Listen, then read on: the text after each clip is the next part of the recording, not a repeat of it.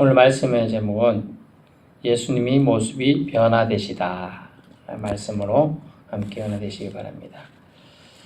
아침엔 참 선선하더라고요. 새벽 기도할 때 보니까 오늘 날씨는 16도. 춥더라고요. 와서 앉아있는데 그래서 겉옷을 입었습니다. 낮하고 한 온도 차이가 한 15도 이상 나잖아요. 건강에 유의하실 수 있기 바랍니다. 오늘 말씀은 변화산으로 지칭되는 거룩한 산에서 있었던 이야기입니다. 이 변화산이 어떤 사람 모리아산일 것이다, 시내산일 거다, 이런 추측도 합니다만 정확하게 나와 있지 않습니다. 지난 주간 베드로의 예수님의 메시아임을 고백하는 장면이 나죠. 하나님의 그리스도신이다 라는 20절 말씀에 그런 말씀이 나왔는데, 오늘은요 8일쯤이라는 단어에 본문은 하나님께서 예수님이 메시아이심을 직접 증언하시는 부분이에요. 지난주에는 사람이 예수님이 메시아임을 증언했고요. 오늘은 하나님께서 자신의 아들 예수 그리스도가 메시아임을 알려주고 있다는 사실을 몇 가지로 증거하고 증언해 준다는 걸 알 수가 있습니다. 사건 발단은 베드로, 요한, 야고보 3명 제자를 데리시고 산에 올라가셨을 때의 일입니다. 그런데 무엇하러 가셨습니까? 28절 기도하시러 갔다라고 되어 있어요. 누가는 직업이 뭐라고 했습니까? 의사예요. 의사들은 이때 당시 의사들은 모든 매를 진맥하면 알고 또 이렇게 상처가 손가락이 막 부러졌다든지 하면 깁스해서 붙이고 또 찢어졌다 하면 바늘 갖고 와서 꾸매고 이런 거 다 합니다. 그런 수술을 하려면 의사가 설렁설렁해서 되겠습니까? 꼼꼼해야 되겠습니까? 꼼꼼해야 돼요. 그런데 오늘 단어 우리는 잘 봐야 돼요. 28절 이 말씀을 하신 후 8일쯤 되어라고 되어 있잖아요. 8일이라고 안 했어요. 8일쯤 돼요. 딴 데 병행구절에 6일이란 말도 나오거든요.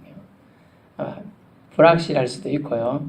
변화산에서 있었던 기간을 어떻게 포함시켰는지 아닌지에 따라서 좀 다릅니다. 어쨌든 기간에 대한 확신은 아마 누가는 없었던 것 같습니다.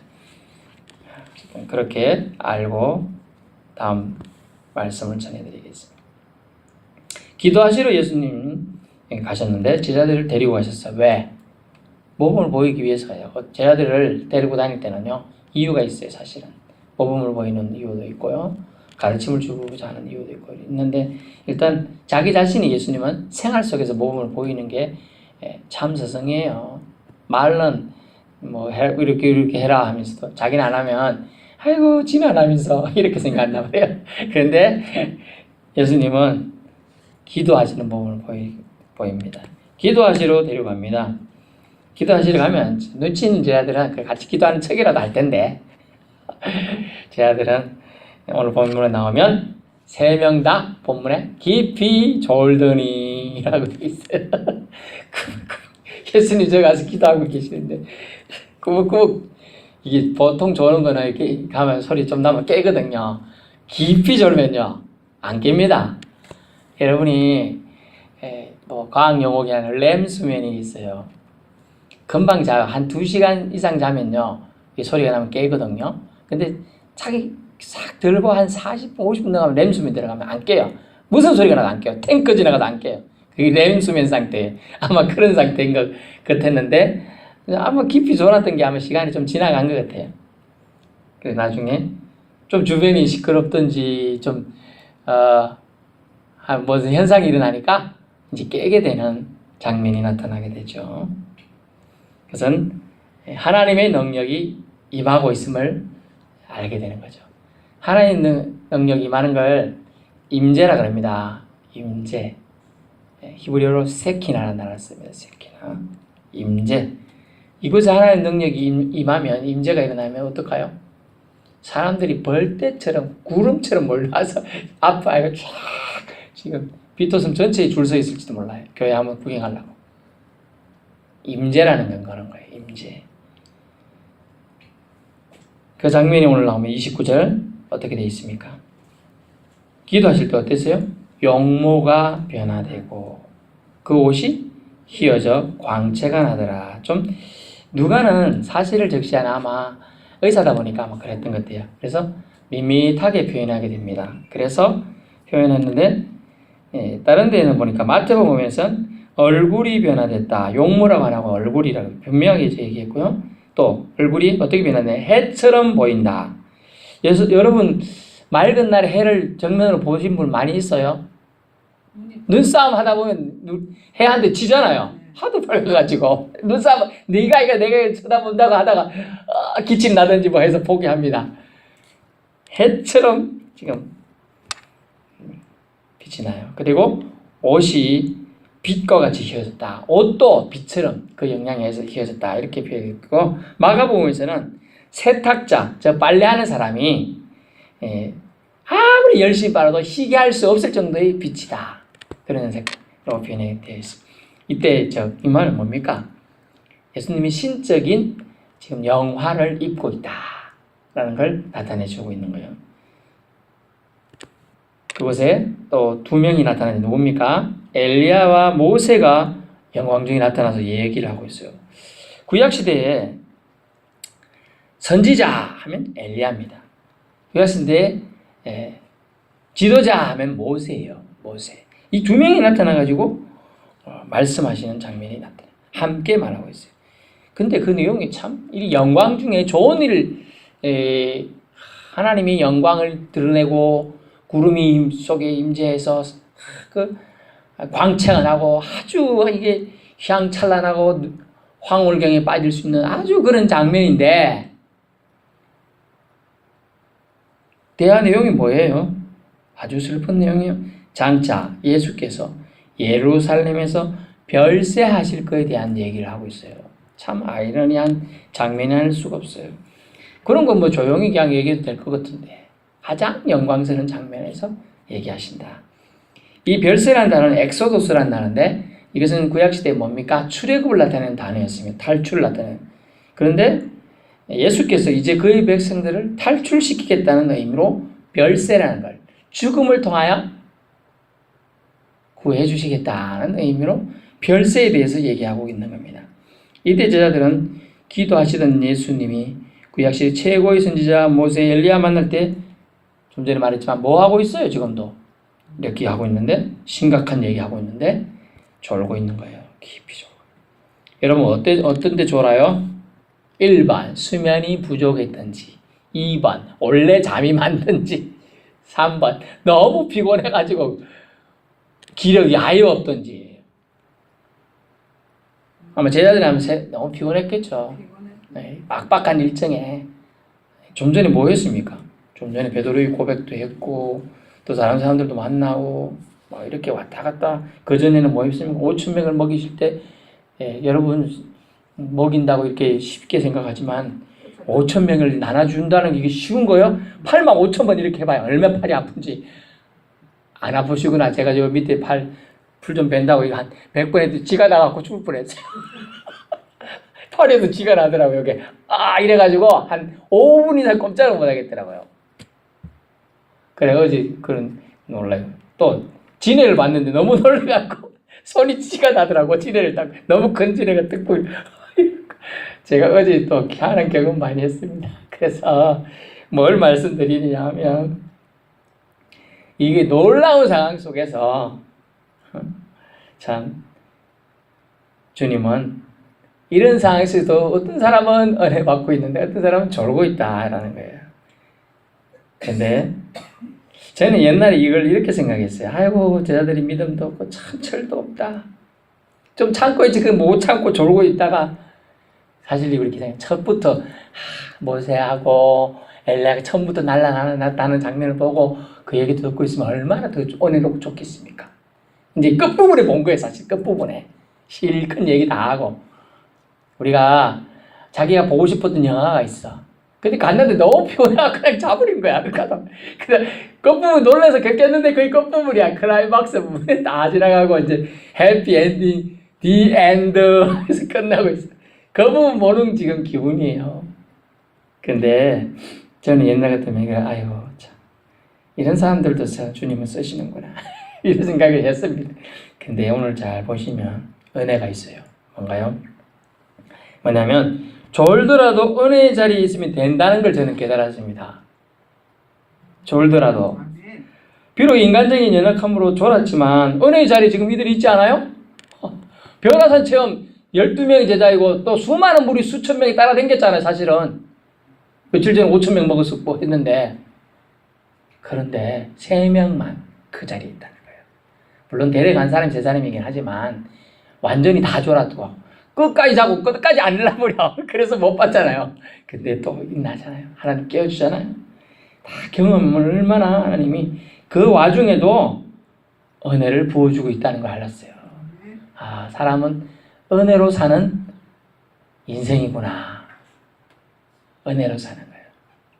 사람은 은혜로 살아야 돼요. 사람 존재 가치에 은혜 빼버리면 뭐가 남을까요? 어떤 사람이 사람을 물질 가치로 환산해 봤습니다. 물질 가치. 채 2만 몇천 원밖에 안 된다고 합니다.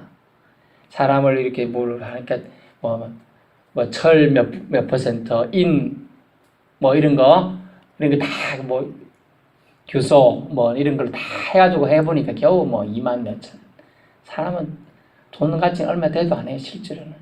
하지만 은혜가 들어가 있는 사람은 어떤가요? 은혜가 들어가 있는 사람은 생명이에요, 생명. 생명. 죽지 않는다. 여러분 죽는다는 걸 목사님 나이들에 죽잖아요. 저 육신의 죽음은 죽음이 아니에요. 사실 따지고 보면 영원히 죽어야 죽는 거라니까요. 영원히 죽어야. 그래서 주님은 오늘 우리에게 이 은혜의 자리에 있다 보니까 그 광경을 이 제자들은 보게 된 겁니다. 황홀해서 어쩔 줄 몰랐죠. 또 무술 뜨는 제자도 있었습니다. 피곤하고 힘들어도 베드로, 야고보, 요한처럼 은혜의 자리에 올라가야 한다는 거예요. 그래서 여러분 모두 참 잘 나오셨습니다. 힘들어도 주님 자리에 와가지고 있는 게 왜 주님 몰라요? 하루 종일 나 피곤했지. 다 알아요. 주님 다 알고 계셔. 저도 사람인데 표정을 봐도 알아요. 오늘 어디 좀 시끄러 다 알아. 하지만 주님은 더 알아. 다 알고 계시. 그래도 주님 말씀을 사모해서 와 있는 그 모습을 이뻐하시고 사랑하신다는 거예요. 다 새겨두시고 계셔요. 하나님의 생명책에 다 기록해 두고 계셔요. 이 아무개가 이렇게 힘들고 어렵지만 그래도 나를 주인으로 삼고 살려고 이렇게 노력하고 있구나. 이것을 주님 보고 계신다는 걸 믿으실 수 있기 바랍니다.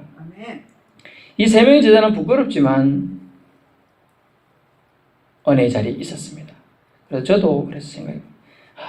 정말 은혜의 자리에 있는 게 이렇게 좋은 건데 도대체 어느 자리가 더 좋다고 네가 다른 자리를 사모하고 있느냐 이런 생각들을 해봤어요. 지금 우리가 나이 청년을 제외하고 어느 자리에 가면 더 행복하겠습니까? 우리를 더 반겨줄 자리가 몇 군데나 되겠습니까? 친척집고요. 하루만 있어봐요. 언제 가나 그럽니다. 언제 가나 그래요. 33절 베드로는 초막셋을 짓고 이곳에서 살고 싶다고 표현합니다. 그 말 맞죠? 섬기려는 의도도 있습니다. 하지만 초막은 장막절을 나타내는데요. 이스라엘 광야 생활할 때 하나님의 임재가 있는 세키나 그것도 상징합니다.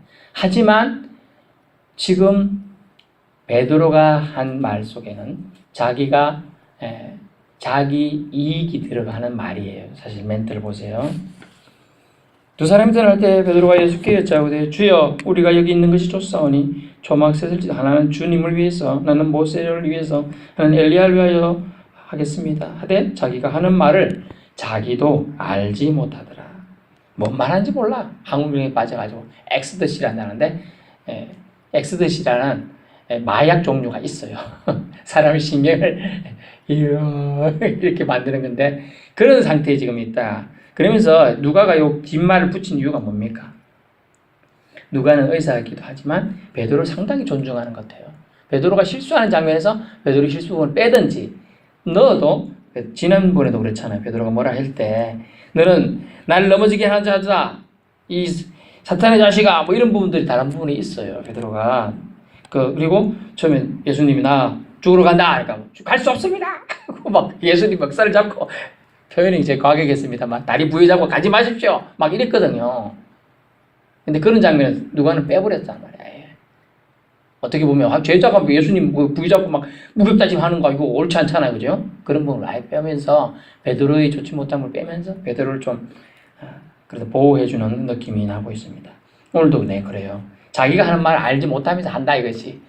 이 말이 뭐냐 하면 자기가 있는 곳이 좋다고 하는 건 당연하죠. 변화산 체험한 사람이. 아니 뭐 평생에 한 번만 보고 싶어 하는 만약 대통령을 정말 존경하는 대통령이나 왕을 보고 싶은 사람이 있었어요. 그 사람 한번 봤으면 속으로 거기 계속 살고 싶지. 궁전에 어디 딴 데 가고 싶겠어요? 자기가 계속 그 살고 싶다니까요. 그런데 이것을 통해 알 수 있는 것은 우리가 살아야 될 곳이 지금 이 산 위에서 우리만이 있는 공간이 아니라 산 아래에 가서 저들 속에 속하면서 저들을 변화시켜야 가야 할 책임이 있음을 알려주고자 하는 겁니다. 그래서 그 얘기를 하고자 지금 얘기하고 있는 거죠.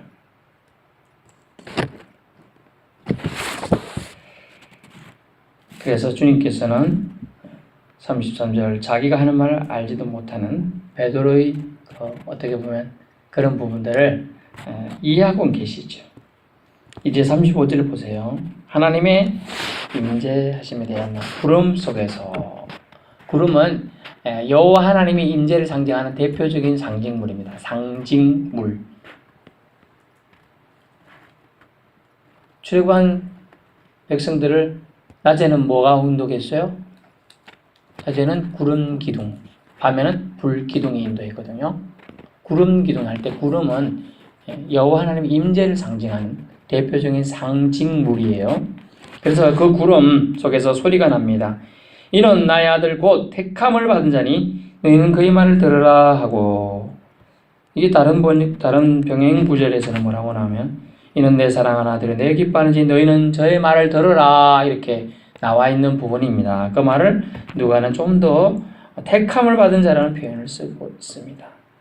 그것은 결국 주님이 그리스도이시다, 메시아임을 드러내고자 하는 누가의 생각들이 또 잘 적혀져 있는 부분이라고 할 수가 있겠습니다.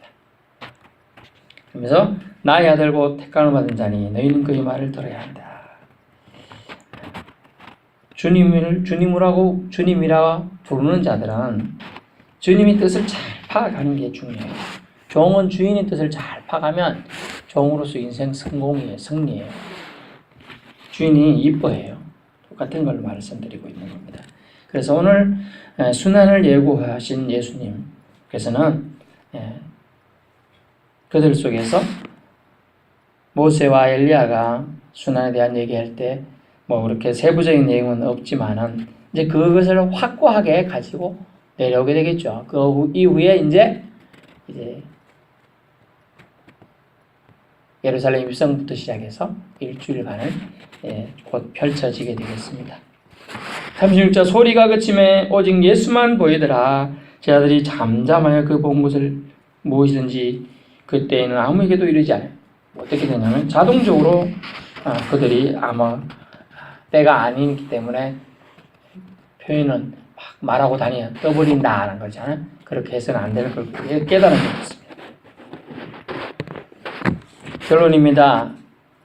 우리는 주님의 자녀들입니다. 그런데요, 또 주님은 우리를 사랑하십니다. 그러므로 우리도 마지막 때 오늘 변화산 체험을 통하여 알 수 있는 거는 마지막 때 예수님처럼 변화될 것이다라는 거예요. 아멘. 예수님처럼 우리도 변화될 거라는 거예요. 지금 예수님은 누구의 몸을 입고 왔죠? 마리아. 그래서 예수님의 몸에 신성만 있고 인성은 없나요? 인성이 있어요. 예수님도 맞으면 아프죠. 배고파서 먹어야 되죠. 화장실도 가야 돼요. 그러면 예수님이 육체를 그대로 입고 있지요. 제가 다 말한 건 육체를 입고 있던 예수님이 지금 변화산상에 어떻게 됐다고요? 신성으로 입었는 거예요. 뭐냐면 용모가 변화됐다고 표현하고 있고 해처럼 빛났다는 건 보통 사람 빛이 나나요? 해처럼? 안 납니다. 자체 발광이거든요. 지금요.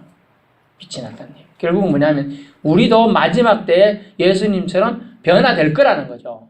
그 얘기를 지금 하고 있는 겁니다. 두 번째는 뭐냐면 마지막 심판 때 하나님께서 오늘 예수님이 예수님에 대해서 뭐라고 했습니까?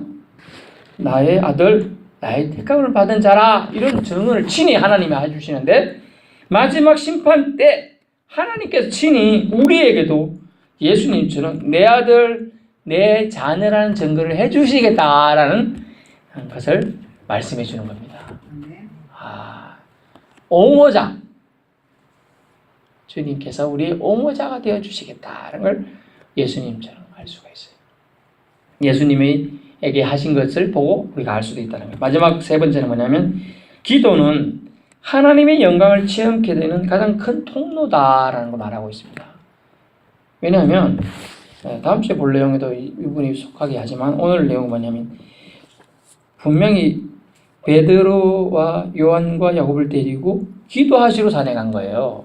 예수님이 변화산에서 물론 이제 주님과 하나님과의 아버지와의 교통이 있어서 변화산에 올라오면 내가 내 영물을 변하게 하고 엘리야하고 모세를 만나게 하고 얘기할 거다 뭐 이렇게 알려주시는지는 기록이 안 돼서 잘 모르지만은 정확한 거는 기도하러 갔다는 게 목적이야. 목적이 기도하러 지금 변화산에 갔다는 거예요. 변화산이 왜 변화산입니까? 변화된 산이기 때문에 간 거예요. 산이 변한 게 아니에요. 변화가 일어난 산을 갔기 때문에. 근데 그 산 이름 정확하게는 모른다 그랬어요. 변화산이 뭔 산이다 이렇게 막 강하게 주장하고 나오고 이단일 수 있어요. 왜냐하면 아직 성경학자들이 그걸 정확하게 하지 못하고 있거든요.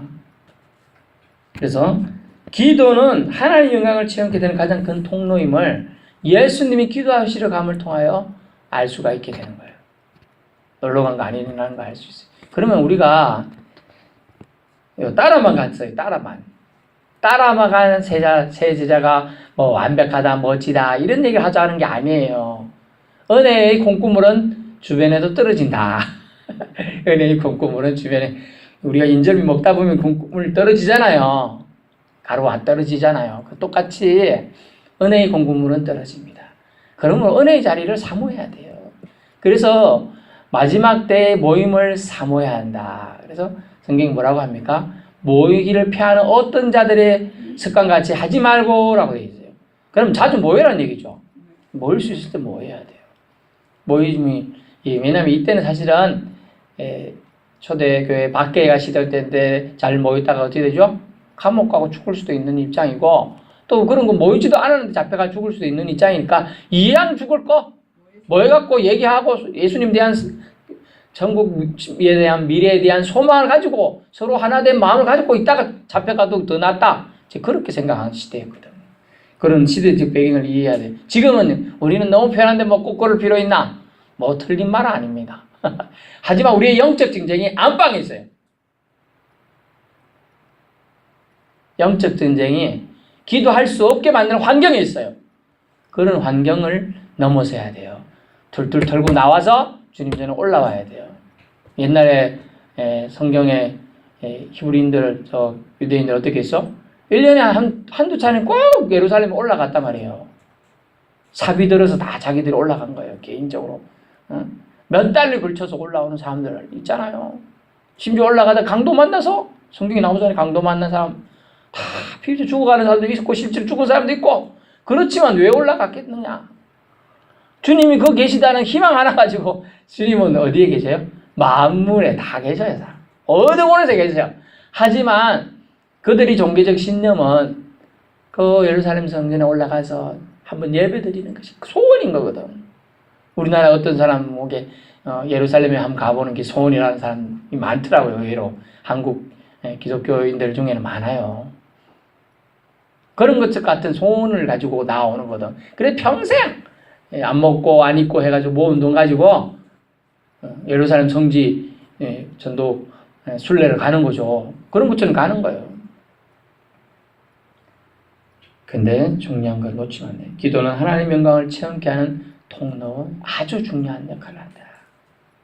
내가 기도하지 않아도 기도하는 사람 옆에만 있어도 역할을 하고 있음을 알 수 있어요. 그리고 변화산에서의 약속은 뭡니까? 하나님은 우리를 위해서 하나님이 일을 하시겠다는 걸 말해주고 있습니다. 오늘 변화산에서 변화되신 예수님의 모습을 통하여 마지막 때에 우리가 뵐 예수님의 모습을 미리 짐작할 수 있고요. 우리도 신령한 몸을 입을 걸 알 수가 있습니다. 저와 여러분 마지막 때 신령한 몸을 입고 부활할 줄 믿습니다. 기도하겠습니다.